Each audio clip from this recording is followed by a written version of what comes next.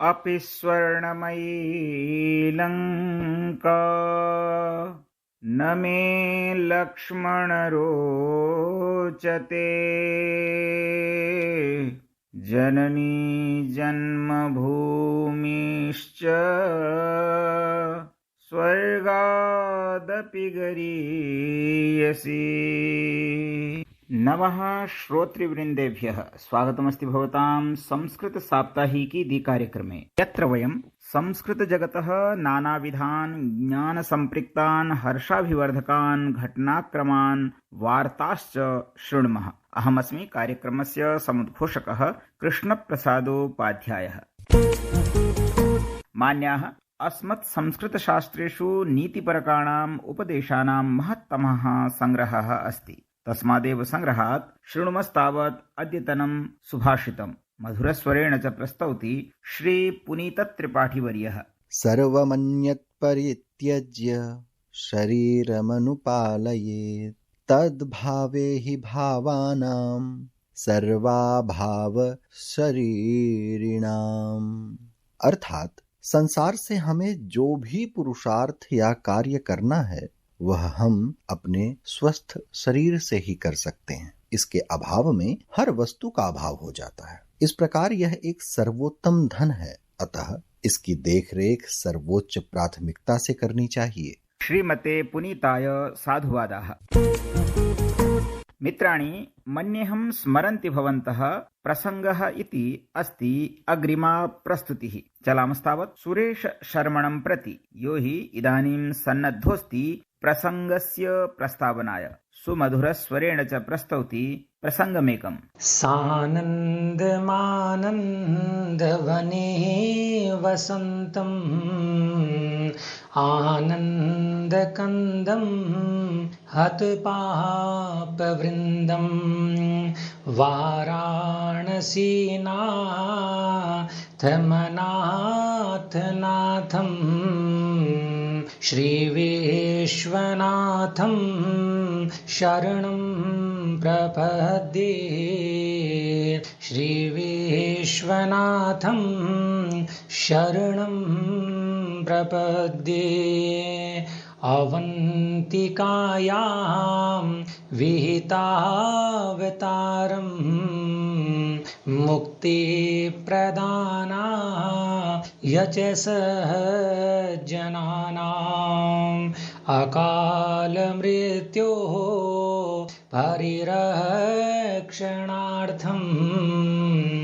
वन्दे महाकालमहासुरेशं वन्दे महाकालमहासुरेशम्। साधु साधु साधु। सुमधुरं श्रावितं श्रीमता शर्मणा। साधुवादाश्च तस्मै। सम्मान्याः श्रोतारः, अस्मात् प्रसङ्गात् अनन्तरम् अधुना अग्रे सरामः, यत्र आसप्ताहं प्रसार्यमाणाभिः वार्ताभिः सह प्रस्तुतास्ति ऋचा झावर्या। प्रधानमन्त्री नरेन्द्र मोदी प्रतिपादितवान् यत् भारते कथाकथनस्य समृद्धा परम्परा तथा सृजनात्मक प्रतिभायाः विपुलः निधिः वर्तते, यस्य उपयोगेन भारतं वैश्विक सामग्री निर्माणस्य प्रमुख केन्द्ररूपेण विकसितुं शक्यते। प्रधानमन्त्रिणा सामाजिक सञ्चार पटले संसूचितं यत् नेटफ्लिक्स इत्यस्य सह मुख्य कार्यकार्यधिकारिणा सह असौ मेलनं कृत्वा भारतस्य मनोरञ्जन क्षेत्रस्य विशाल सम्भावना विषये विस्तृत विचार विमर्शं कृतवान्। संसदा 26,200 सर्वोच्च न्यायालयस्य संशोधन विधेयकं पारितम्। अनेन विधेयकेन भारतस्य मुख्य न्यायाधीशं विहाय सर्वोच्च न्यायालयस्य न्यायाधीशानां संख्या वर्तमानात् 33 इत्यतः 37 यावत् वर्धयितुं सर्वोच्च न्यायालयाधिनियमः 95-19 इत्यस्मिन् संशोधनं करोति। नवदिल्ल्यां CD देशमुख व्याख्यानं 20-26 इति कार्यक्रमं सम्बोधयन्ति केन्द्रीय वित्त मन्त्री निर्मला सीतारमण उक्तवती यत् प्रशासनस्य महत्वाकांक्षा अस्ति यत् आधुनिक प्रगतिः संस्कृति परम्परयोः आधारिता भवेदिति। धन्यवादाः ऋचायै। साप्ताहिकवार्ताभ्यः पश्चात् वयं ज्ञानविज्ञाननिदर्शनप्रभागं प्रस्तौमः। अद्य एतस्मिन् उपक्रमे साक्षात्कारार्थम् अस्माभिः सह अतिथिरूपेण समुपस्थिताः सन्ति श्री विश्वप्रसन्नतीर्थस्वामिपादाः। एतेषां पुण्यपुरुषाणां विषये उक्त्वा तेषां साक्षात्कारञ्च स्वीकरोति सुश्री निधि झावर्या। सर्वेभ्यः श्रोतृभ्यः नमस्काराः। अद्य ज्ञान विज्ञान प्रभागे श्री श्री विश्व प्रसन्न तीर्थ स्वामिनः कर्णाटकराज्यस्य उडुपि क्षेत्रस्य 8 मठेषु अन्यतमस्य श्री पेजावर अधोक्षज मठस्य 39तमाः पीठाधिपतयः सन्ति। एते पूज्यानां श्री विश्वेश तीर्थ स्वामिनः उत्तराधिकारिणः श्रीमन्मध्वाचार्य प्रवर्तितायाः द्वैत वेदांत परम्परायाः ध्वजवाहकाश्च सन्ति। एते चतुर्वेदानां वेदांत शास्त्रस्य च नदीष्ण विद्वांसः कन्नड, संस्कृत, तुलु, हिन्द्यादि बहुभाषा कोविदाः च सन्ति। राममन्दिरस्य निर्माणयज्ञे एतेषां योगदानम् अत्यन्तं श्लाघनीयं वर्तते। एतैः उडुपि क्षेत्रे प्रह्लाद गुरुकुलम्, नीलावरे च 4,000तोऽप्यधिकानां वृद्धधेनूनां रक्षणाय सुविशाला गोशाला संस्थापिता। भक्ति ज्ञान सेवानां पथदर्शकाः एते स्वामिनः धर्म प्रचारं, समाज सेवां, उज्जत जीवन शैलीं च अनुसरन्तः सर्वान् प्रेरयन्ति। महोदयानाम् आकाशवाणी पक्षतः इयमहं निधिः झा स्वागतं व्याचष्मि।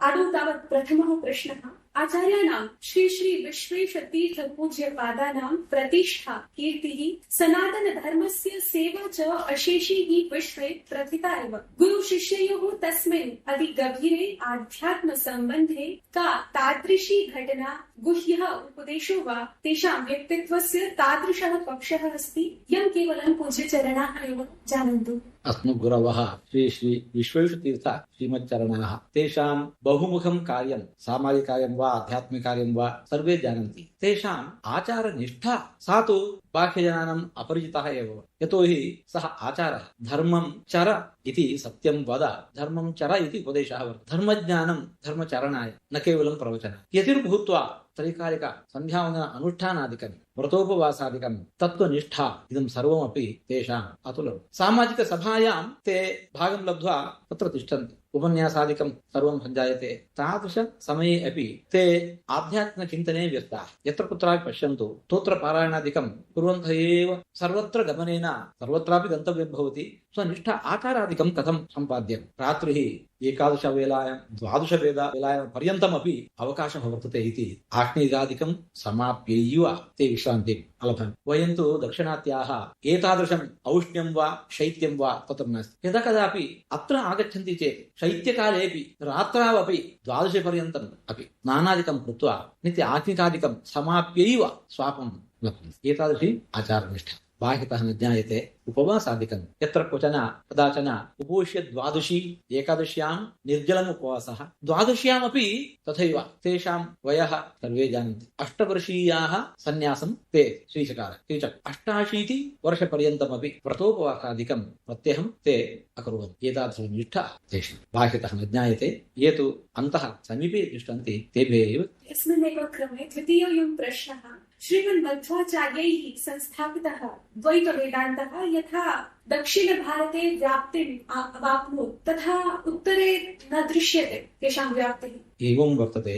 इदानीम् अत्र उत्तरदेशेऽपि गौडदेशीयाः ते सर्वे मध्वाचार्यसम्प्रदाय प्रवर्तकाः एव। इदानीम् इस्कान् इति संस्था या वर्तते सापि मध्वाचार्यैः आरब्धाः एव। संस्था नाम तु उपरितः न लब्धम्, परन्तु तेषां शिष्यत्वमेव स्वीकृत्य ते तदेव तत्त्वं स्वीकृत्य ते इदानीं प्रचारं कुर्वन्ति। अपि च मीराबाई इत्यादिकाः या सन्ति ताः अपि एतत् शिष्याः सम्प्रदायशिष्याः इत्येव इदानीं जायते। अत्र तिजारा मध्ये त्रिगर्तप्रदेशः तिजारा इति अत्रापि प्रेमपीठः इति कश्चन पीठः वर्तते। तेऽपि मध्वाचार्यसम्प्रदायप्रवर्तकाः अत्रापि वर्तते, परन्तु बहुतरं बाह्यः न दृश्यते तावदेव वर्तन्ते। यथा मीरा इत्यादीनां तासाम् उल्लेखः कृतः, तर्हि मठेषु किमर्थं महिलानां तावत् योगदानम् अपि च शिक्षा न प्रवर्तते? तत्र किं कार्यम्? प्रवर्तते एव।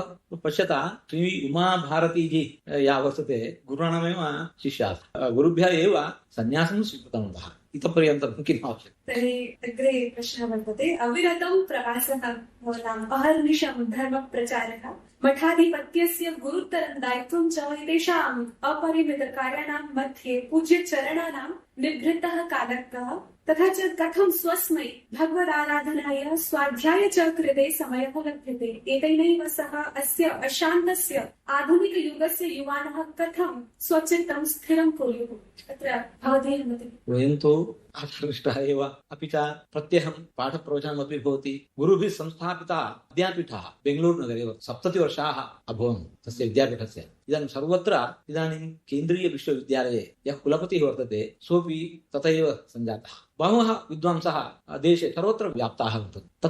तत्र 12-वर्षीयः पाठः स्वयम् अस्माभिरेव क्रियते शिष्याणां कृते। इदानीमपि वर्तन्ते, अद्यापि पाठः सञ्जातः। 20 विद्यार्थिनः सन्ति अस्माभिः साकमेव। प्रत्यहम् अस्माभिः साकमेव ते सञ्चारं कुर्वन्ति। अस्माभिरेव सः पाठ्यते। प्रवचनादिकं, पूजा, आनीनं सर्वमपि भवति। रात्रौ 11:30 स्वापः भवति। प्रातः 4-4:15 उत्थाय नित्यानेकः सम्पाद्यते। प्रभूतसमयः प्रभूतः वर्तते। सञ्चारमध्ये पाठप्रवचनादिकं भवति। इदानीम् आन्लैन् द्वारा कर्तुं शक्यते। सर्वमपि अद्यत्वे युवानः तेषां चित्तम् एकाग्रं नास्ति, कथं ते कुर्युः? अहं न तथा चिन्तयामि। इदानीमपि सर्वमपि भवति अस्ति च, तेपि यथासाध्यं ते कुर्वन्ति। रील्स् जनाः अधिकं पश्यन्ति, तत्र एकाग्रता न वर्तते। रील्स् दर्शने एकाग्रता वर्तते। झटिति झटिति एवं रील्स् दर्शने एकाग्रता एव अस्ति। एकाग्रता नास्ति इति न, परन्तु स्थानं व्यत्यस्तमभूत् तावदेव। यत्र उत्साहः तत्र एवं तावदेव। अस्माकम् आकाशवाण्याः ये श्रोतारः सन्ति तेषां कृते सन्देशः। वयं तु आस्तिकाः, भगवदाराधनमेव परमो धर्मः इति मन्यमानाः। अस्माकं पूज्य गुरवः जगद्गुरवः श्रीमन्मध्वाचार्याः भगवत्पूजा कथं करणीया इति उपदेशं कृतवन्तः। स्वविहितवृत्त्या भक्त्या भगवदाराधनमेव परमो धर्मः। भगवदाराधनं कर्तव्यं, परं कथं? स्वविहितवृत्त्या। भगवान् श्रीकृष्णः उपदिदेश स्वकर्मणा तमभ्यर्च्य सिद्धिं विन्दति मानवः इति। भगवदाराधनं केवलं मन्दिरमध्ये एव न, अपि तु स्वकर्मणा प्रतिस्मृहित विहित वर्णाश्रम आचारः, अपि च जीवनार्थं वृत्त्यर्थं या वृत्तिः स्वीकृता, यत् कर्म स्वीकृतं तदपि भगवत्पूजा रूपेण भवेत्। तत्र वञ्चनादिकं नैव भवति। भगवत्पूजायां यः कोऽपि वञ्चना न करोति। वृत्तिजीवनमपि भगवत्पूजा स्यात्, तदा तत्रापि वञ्चनादिकं नैव भवति। इदं भगवत्पूजा कथं भवति? ईश्वरः सर्वभूतानां हृद्देशे अर्जुन तिष्ठति। अस्माकं वृत्त्या वयं सर्वहृदय गुह स्थितं भगवन्तं पूजयामः इति मत्वा सर्वेपि स्वकर्म कुर्युः। आध्यात्मिकसाधनं पृथक्, सामाजिकजीवनं पृथक् इति न भवेत् इति गुरूणाम् उपदेशः। तमेव वयम् इदानीं पुनरुच्चारयामः। धन्यवादः। भवन्तः स्वकीयम् अमूल्यमपि नैजं समयं कल्पितवन्तः। एतदर्थं पुनः आकाशवाणी पक्षतः धन्यताम् आविष्करोमि।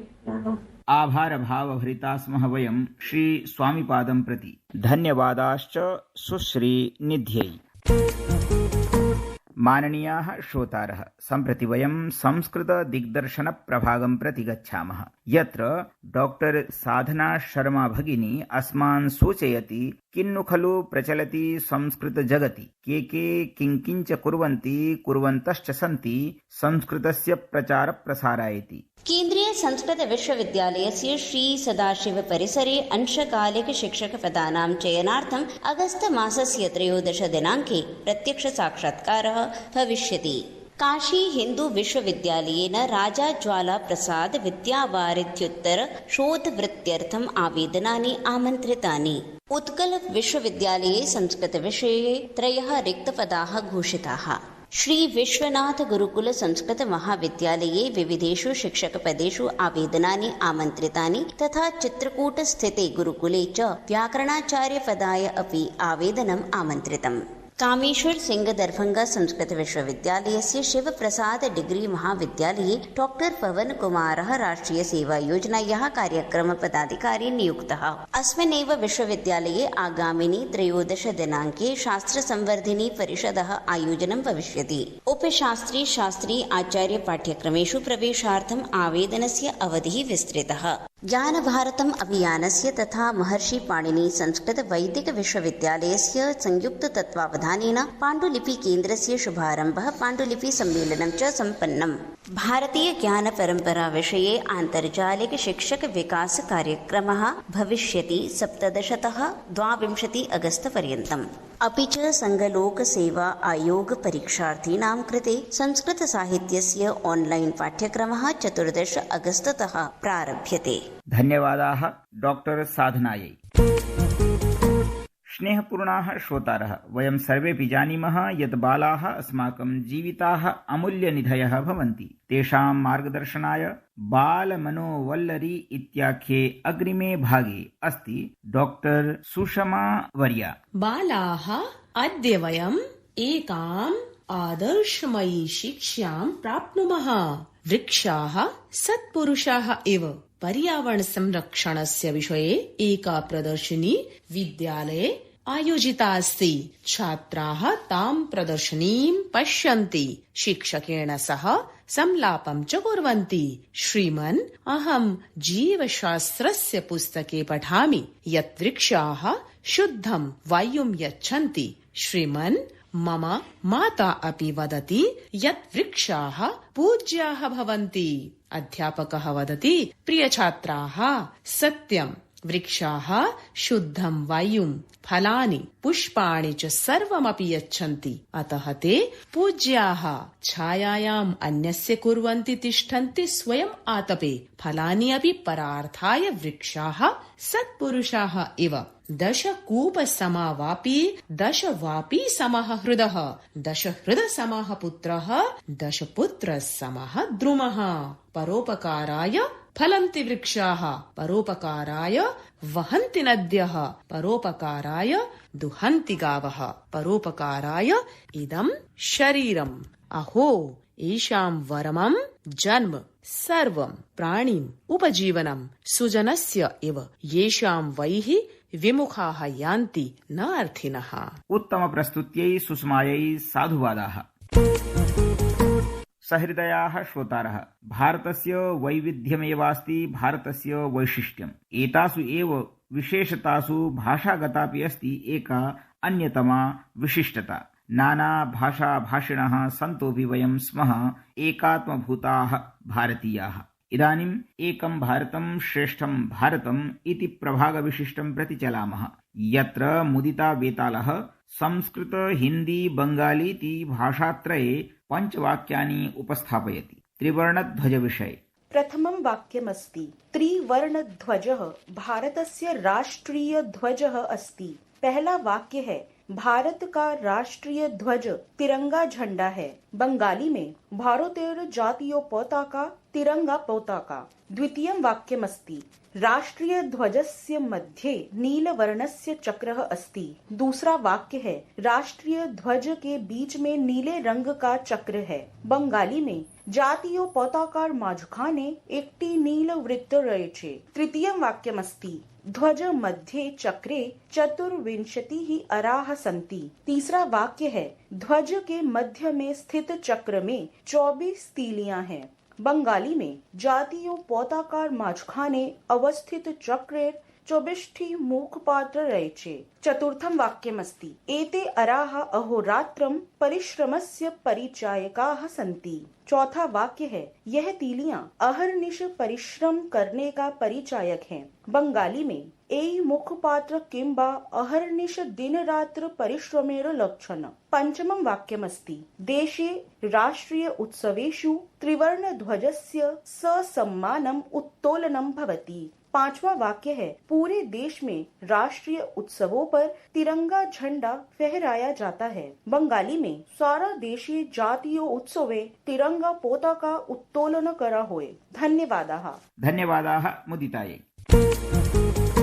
अयि भो सुरभारती समुपासकाः श्रोतारः, कार्यक्रमविषये भवतीनां च प्रतिक्रियाः अस्मान् सुतरां सम्प्रेरयन्ति। सततं भवन्तः भूरि सन्देशान् सम्प्रेषयन्तु इति कामयामहे च वयम्। संस्कृत साप्ताहिकी विषये निज विचारान् ईमेल माध्यमेन सम्प्रेषयन्तु भवन्तः इति अपि निवेद्यन्ते। अस्माकम् ईमेल सङ्केतोऽस्ति samskritasaptahiki@gmail.com इति। इदानीम् अत्रैव अवसानं सङ्घोषयामः। अग्रिमे सप्ताहे अभिनवाङ्कम् एकम् आदाय पुनरागमिष्यामः। तावदस्तु समेषां शुभं मङ्गलञ्च।